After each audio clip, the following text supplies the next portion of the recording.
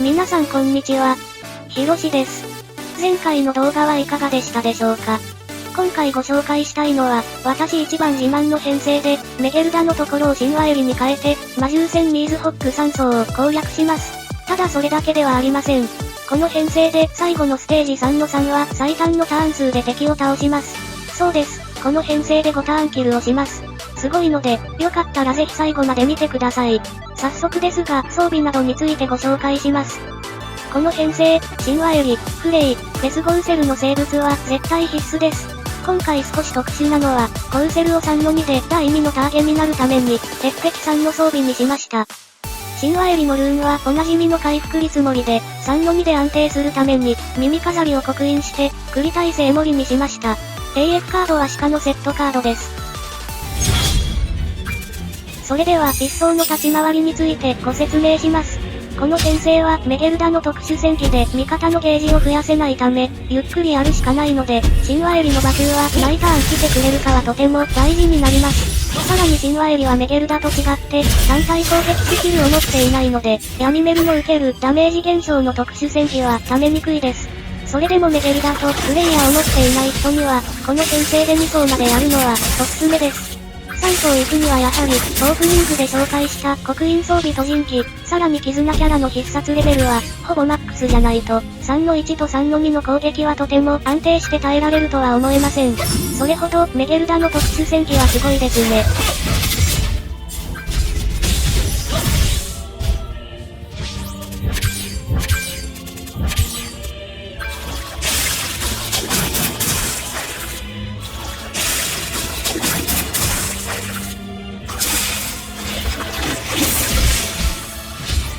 3ターン目、闇メリの特殊戦技を上げながら神話エリの必殺技を貯めます。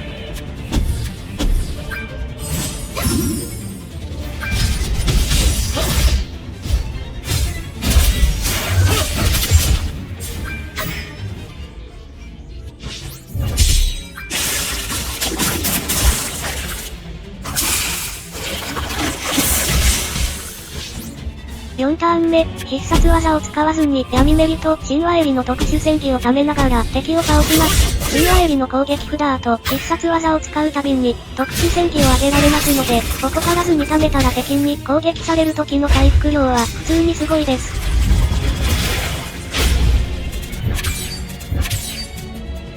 1の2です。初ターンはフレイの構え解除スキルで敵の灰色バフを2個解除して、神話エリの必殺技で HP を回復しながら闇メリの必殺技を貯めます。メゲルダの一番の特徴といえば、やはりスキルを使用するたびに味方の必殺ゲージを増加してくれる特殊戦技だと思います。それ以外に神話エリとの一番の違いはやはり最大 HP の差です。ですが神話エリの特殊戦技を上げれば敵に攻撃された時の回復量はメゲルダには負けていないと思います。2ターン目、闇メリの必殺技で敵の灰色のバフをもう1個解除してから効果力のスキルで敵を倒します。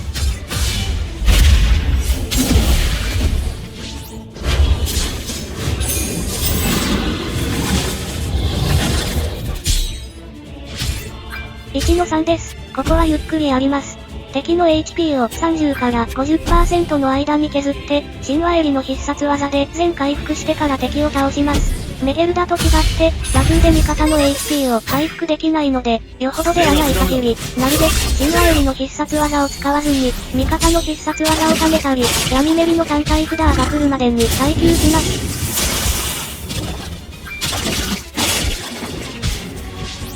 2ターン目、エリザベスの銀バフで浄化し、味方の防御関連を上げます。1の3の敵は、2ターン目に破裂ダメージの攻撃をしてきますので、バフがあった場合は、浄化しておいた方がいいです。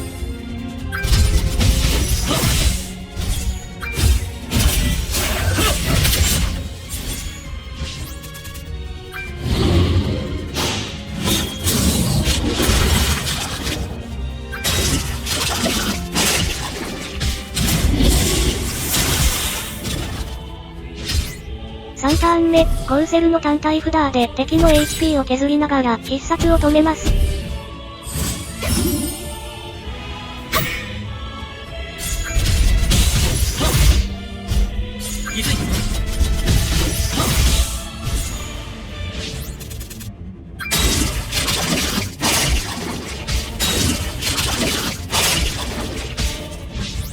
ラストターン、強い攻撃札が入ってきましたので、神話襟の必殺で全回復してから敵を倒します。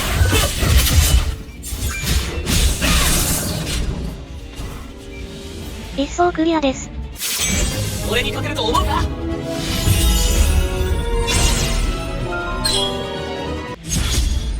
続いては2層です。色々試してましたが、この動きは一番安定していると思います。初ターンは襟の札をスライド、攻撃札を切って、ゴウセルとクレイの単体札を使って、闇メリの特殊戦技を貯めます。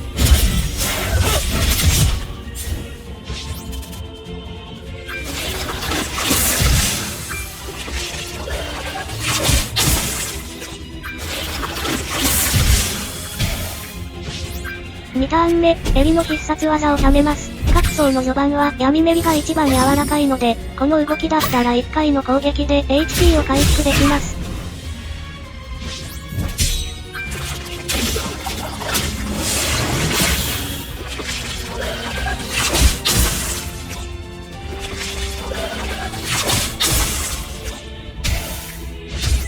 3ターン目、襟の必殺技で HP を回復して、闇メリの特殊戦技を貯めながら必殺技を貯めます。この時点で敵の HP はほぼマックスの状態で、次のターンに敵は構えて、必殺技以外のスキルで攻撃すると敵に反撃を食らいますので、もしクレイの必殺レベルが高くない人は、ここで構え解除を使わずに、次のターンにクレイの必殺技を使った後にした方がいいです。4ターン目、クレイの必殺技で敵の HP を削ってから闇メリの必殺技で敵の口爆風を解除して倒します。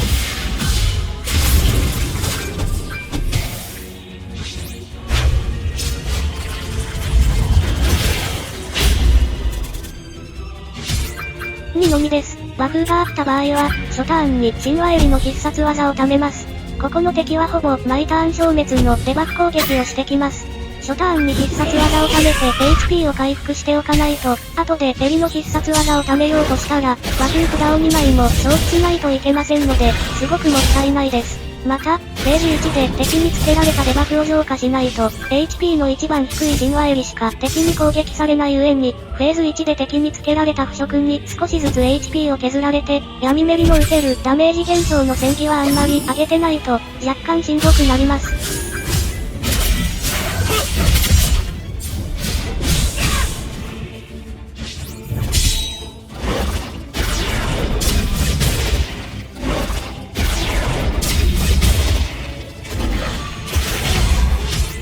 3ターン目、敵の必殺技を止められませんので、闇メリの必殺技で敵の構えを解除し、神話襟の必殺技を貯めます。ここの敵は必殺技を打つ前に、大細胞助関連下げのデバフ攻撃を打ってきます。必殺技を打った後に1回しか攻撃してこないので、運が良かったら襟はバフを使わずに、必殺技で味方の HP を回復かつ、味方の必殺ゲージを上げられます。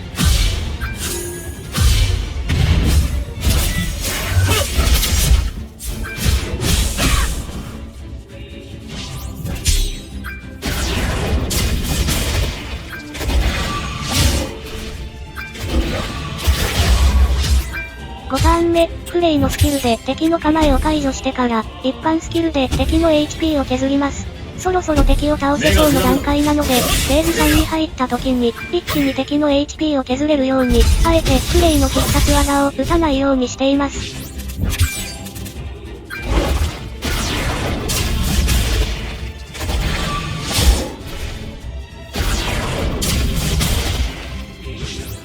6ターン目、敵が構える前にもう少し敵の HP を削ります。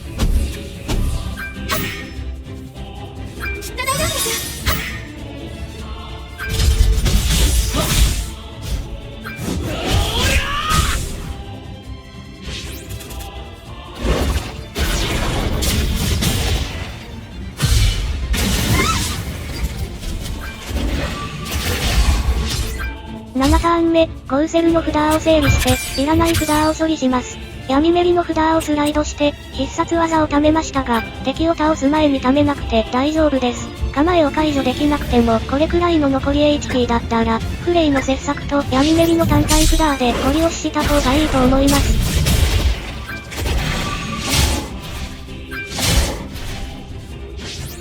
8ターン目、コウセルの必殺を処理して、必殺ゲージを貯め直します。神話エリは敵に消滅のデバフ攻撃されて、ほぼ毎ターン必殺ゲージが1個ずつ減らされますが、こうやって自分のスキルをスライドして、ほぼマックスの状態に保つのは結構重要です。フェーズ3では、ほぼ毎ターンバフで強化した方がいいですので、バフがすでに2個あった場合は、急いで貯めなくても大丈夫ですが、今回みたいになかなか来ない場合は、エリの必殺技が役に立ちます。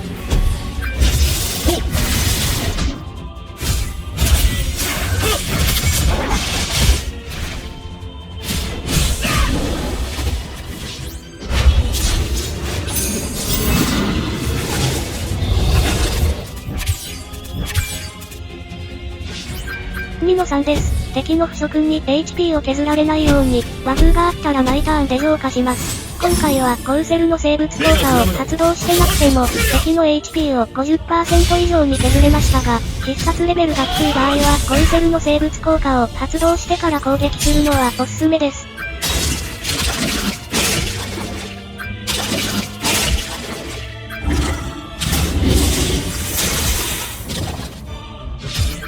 2ターン目、スプレイと闇メリのスキルで敵の HP を削ります。万が一闇メルの札が流れてこなくても、エリの必殺技で闇メリの必殺技を貯められるように、札をスライドして、必殺ゲージを3つまで増やしておきました。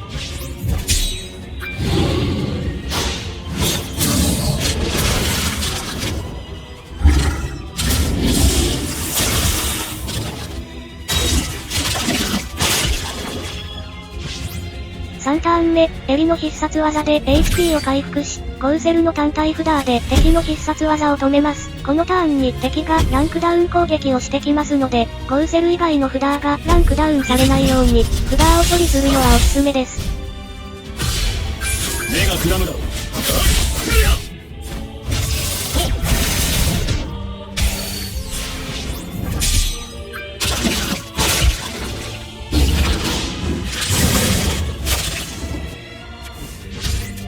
4ターン目、2層までの場合は、闇メリの必殺技で敵の受けるダメージ減少のバフを解除してから、強いスキルで敵を倒せば大丈夫です。3層行くには HP を全回復の状態でクリアしないといけませんので、エリの必殺技を貯めます。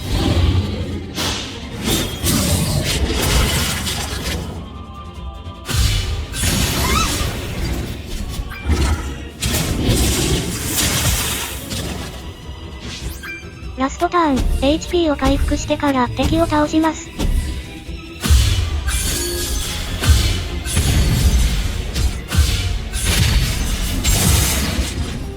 2層クリアです。太陽が沈んでもまた戻る。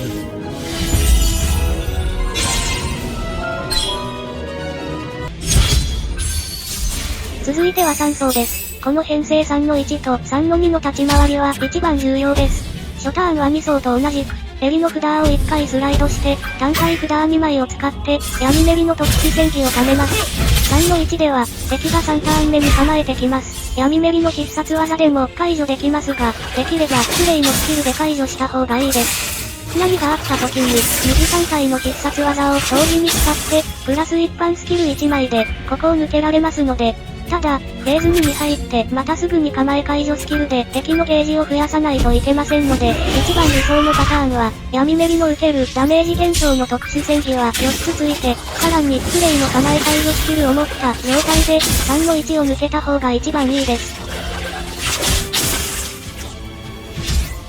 3ターン目、エリの必殺技で回復し、和風で敵の灰色バフを消した後に、コウセルの単体札で闇メリの特殊戦技を上げながら、敵の必殺技を止めます。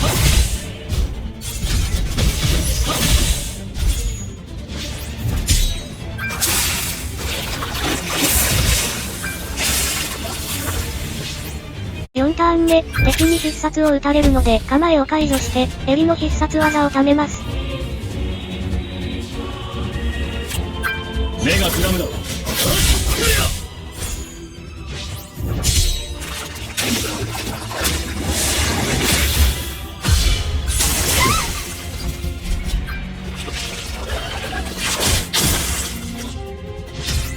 5ターン目、フレイの構え解除を仕入れやすいために、積極的に札を処理します。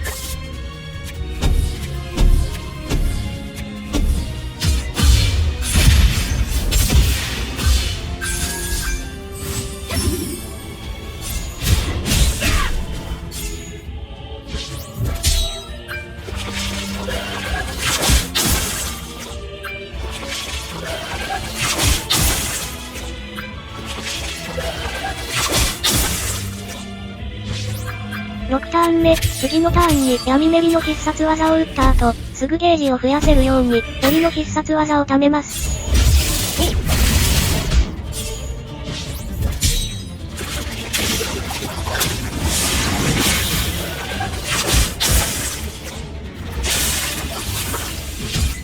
7ターン目、闇メリのスキルで敵の構えを解除し、エリの必殺で味方の HP を回復しながらゲージを増やして、コウセルの余ったデバフで敵の灰色バフを消します。多分、フレイの必殺ゲージの数を見間違って、1回スライドして必殺札が入ってしまいました。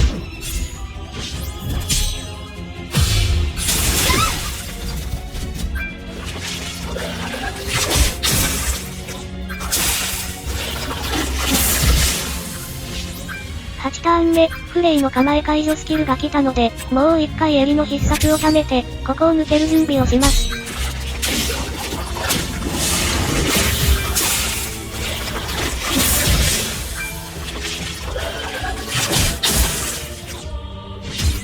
9ターン目、エリの必殺で HP を回復し、闇メリの特殊戦技と必殺技を貯めます。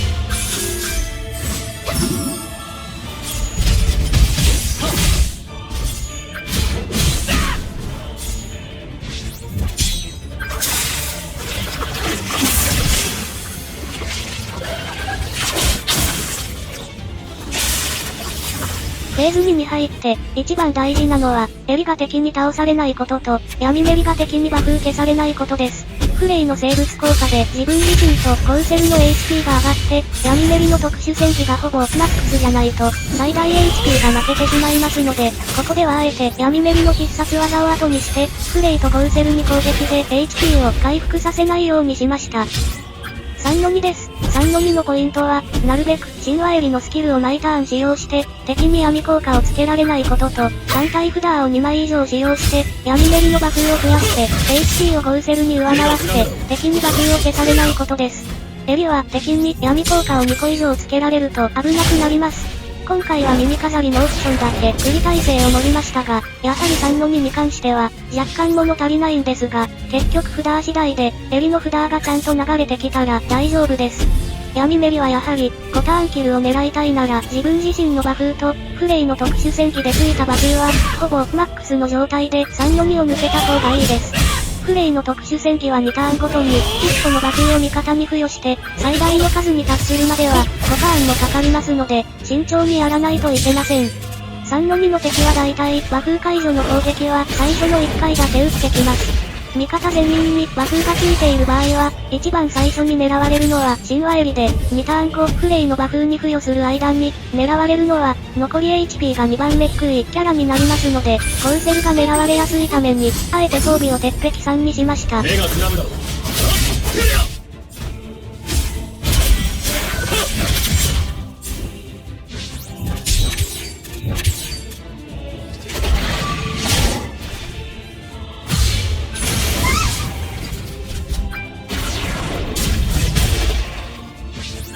4ターン目、デバフを解除して、フレイの必殺技で敵の HP を削ります。早く良くなってください。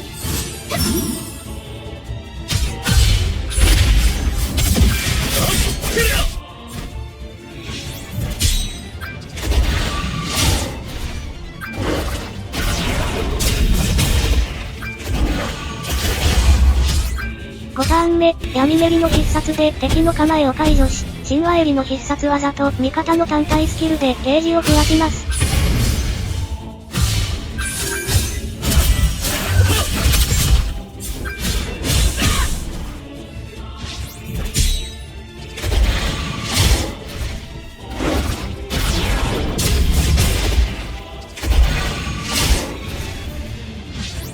6ターン目、次のターンに闇メリの必殺技で敵の強奪と構えを消せるように、闇メリのスキルをスライドして必殺を貯めます。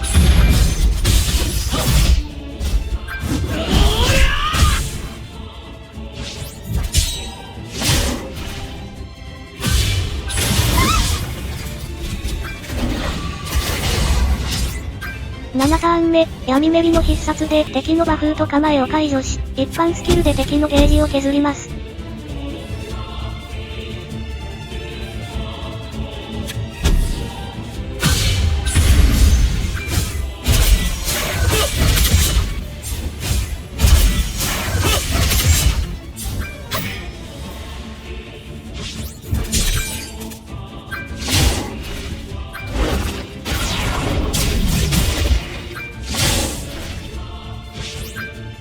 ーン目、闇メリが敵に和風を消されましたが、和風がいい感じに増えたら、ここを抜きます。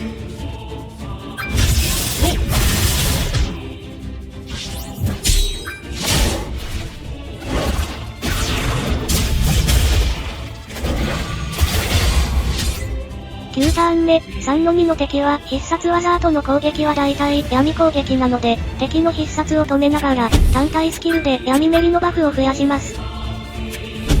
目がくらむだろう。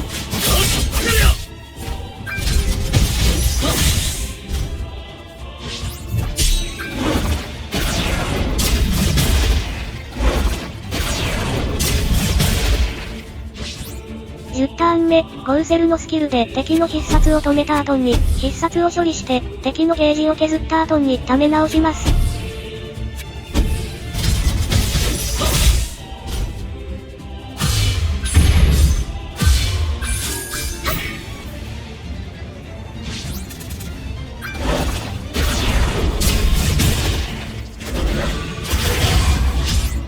11ターン目、セリのバフで敵のゲージを 0% にして、一般スキルで敵を倒します。この編成は、次のフェーズ3の3に、ゴウセルの生物効果を連続で発動できるために、あえて序盤からゴウセルのデバフを使わないようにしています。3の3の敵は2ターンごとにランクダウン攻撃をしてきますので、それをうまく利用して、味方の攻撃関連を上げます。ラストステージ3の3です。初ターンはゴウセルの生物効果を発動し、単体スキルで闇メリのバフを増やしながら、フレイの必殺技で敵の HP を 70% 以上に削ります。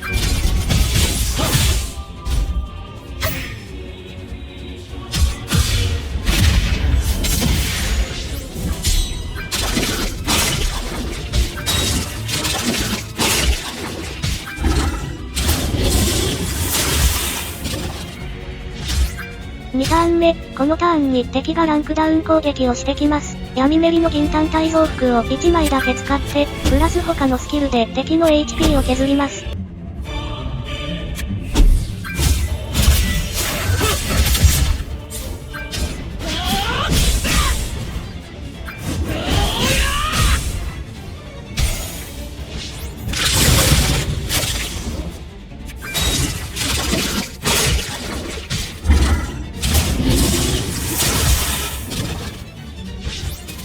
3ターン目、ゴウセルの生物効果をもう1回発動して、闇メリの単体札で敵の HP を 70% 以上に削ります。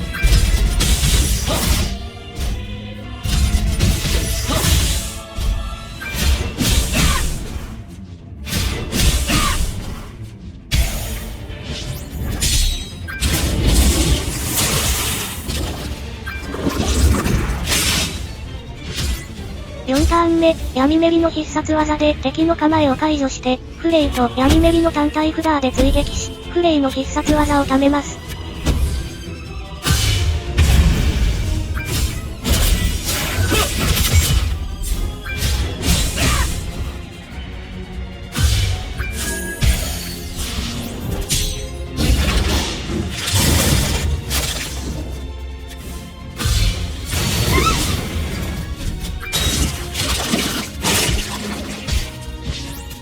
ラストターン、もう一回ゴウセルの生物効果を発動して、強いスキルで敵を倒します。